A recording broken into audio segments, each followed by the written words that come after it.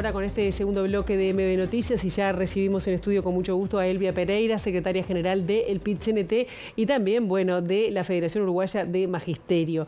Un gusto, Elvia, que estés con nosotros esta mañana. ¿Cómo estás? Buen día, el gusto es mío y gracias por la invitación. Por favor, cuando se acerca un 1 de mayo siempre pensamos en las personas trabajadoras, ¿no? Hombres, mujeres que dejan buena parte de su vida en el trabajo y los que no la tienen también.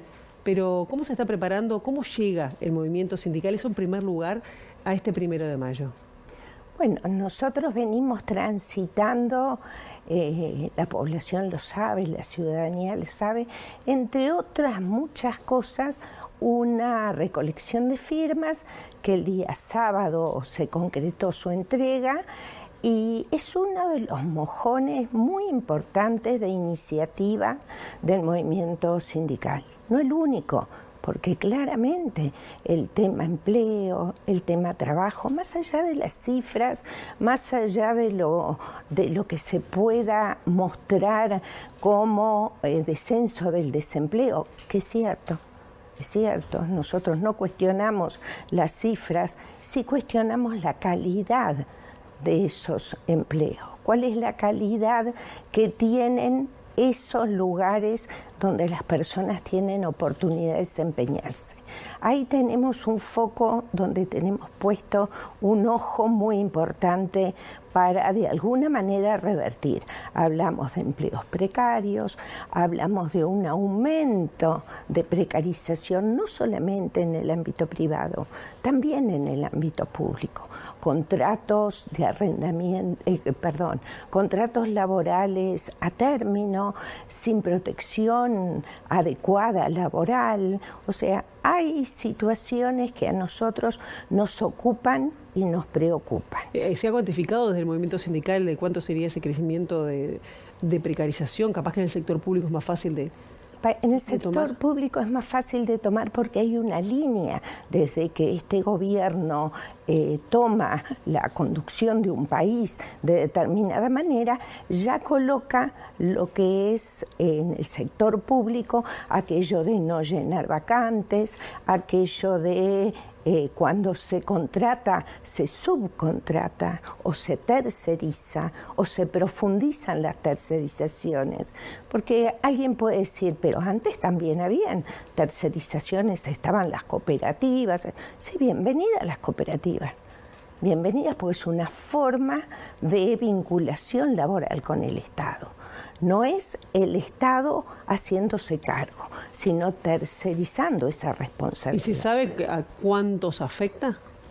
Bueno, en realidad la cifra exacta no la tendría en este momento, claro. Pero sí decirte, si ese es el camino y no cuestionamos esa situación, no la ponemos sobre la mesa, esto va a seguir sucediendo.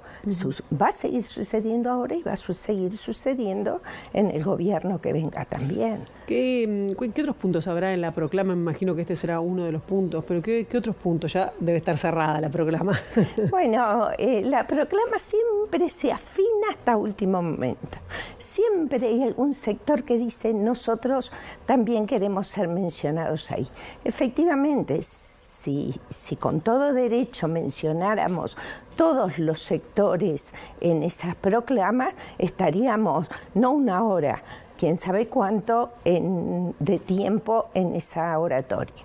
Pero está claro que la victoria popular va a estar colocada con respecto al plebiscito por seguridad social, también demandando ese diálogo social tan querido, tan necesario en cuanto a una reforma de seguridad social integral. Ahí también va a estar colocado el énfasis. Va a estar, por supuesto, lo que acabo de mencionar de salarios, empleo, porque se dice muy rápidamente los salarios, hablando por ejemplo de empleados públicos, los salarios de los públicos empataron al término del quinquenio lo que venían perdiendo en todo este quinquenio. Y señores, una cuenta muy fácil es, si perdí si hoy estoy igual que al inicio o al fin del 2019, es que perdí toda esa panza, como decimos nosotros, de las gráficas, eso no se recupera. Entonces no es cierto que estás igual. Lo que no pudiste hacer, lo que no pudiste hacer con tu salario, eso no lo vas a recuperar. Y en términos privados hay disimilitudes, no es igual un sector de actividad privada que otro. Hay quienes lograron algún punto por encima de la inflación. Ellos sí, además de recuperar lo perdido, tuvieron un pequeño, algo por encima, muy pequeño, alrededor de un 2%, sí está, y hay que reconocer lo que existen, claro, pero la inmensa mayoría no. Vamos a repasar entonces, seguridad social. Seguridad social, empleo, salario, empleos de calidad, la calidad del empleo, presupuestos. Nosotros tenemos necesidad de demandar como trabajadores y trabajadoras un mayor presupuesto para aquellas acciones que vayan en contra de la violencia basada en género. El país Uruguay ha avanzado muchísimo en esa materia. Vinimos rompiendo estructuras, por decirlo de alguna manera, y nos hemos estancado, si no retrocedido, en algunos aspectos. Y es necesario el presupuesto, sí. Lo demandan todas las organizaciones, lo demandamos nosotras y a la vista está. Sí. Y me falta algo que no quiero dejar pasar, porque además si no, sería imperdonable. Y es un presupuesto adecuado a la educación pública. El presupuesto que la educación pública necesita, lo vamos a estar discutiendo en el 2025, claramente con el nuevo gobierno. Ahora, hay que pensar en términos más allá de gobiernos de turno, en materia educativa como en materia de vivienda, son temas cruciales de políticas sociales que deben trascender los gobiernos de turno. Yo te voy a preguntar de la educación ahora al final de la entrevista. Un solo orador. Un solo orador hombre. Hemos definido. Sí, bueno, hombre, porque el presidente de nuestra central es hombre, pero sí. La propuesta sale del Ejecutivo por unanimidad, que sea Marcelo Abdala quien sea el orador en este momento. Y la mesa representativa lo ratifica a Marcelo como único orador. Claramente, siempre hay algún mensaje, algún saludo, que eso en la previa va a estar, pero como orador va a ser el presidente Marcelo. Y el horario, como siempre, allí sobre las 10 de la mañana ya se empieza a mover en la Plaza de los Trabajadores. No, ¿o dónde va a ser? Esta vez va a ser, como otras veces, en Libertador y La Paz. Bien. A las 10 de la mañana está convocado. Me confundí. No. Es que, viste, que generalmente lo hacemos en la 1 de mayo. Y ahora ya hace más de uno que lo hacemos en Libertador. Claro. Efectivamente, con el Palacio Legislativo de fondo, da un mensaje para nosotros muy claro. Bien, ahora quiero hablarte de estas 430.000 firmas que se entregó, 460, ¿no? Fueron un poco más. No se todavía se estaba definiendo el número, lo empieza hoy a contar la Corte Electoral. Ustedes decían que era una propuesta justa, ética, cargada de futuro, pero el sistema político en general, incluso varios sectores del Frente Amplio, no estaban apoyando la iniciativa del plebiscito. Incluso ayer veía declaraciones del ministro de Trabajo, Pablo Mieres, que los trabajadores van a aumentar el aporte 20, 25, incluso 30%. ¿Cómo van a seguir ustedes? ¿Qué opina de esto que dijo el ministro? Esa falta de apoyo a nivel, si bien el Frente Amplio no se ha pronunciado como tal, lo va a hacer luego de las internas, pero ¿cómo seguirán desde el PIT-CNT esta campaña, sabiendo que además es una contracampaña del oficialismo? Bueno, cuando esto se inicia, hay que recordar que esto tuvo un inicio. Cuando esto se inicia principalmente como respuesta a una reforma jubilatoria que nosotros habíamos calificado de determinada manera. ¿no? Regresiva, injusta, por contenido, por forma, no participativa.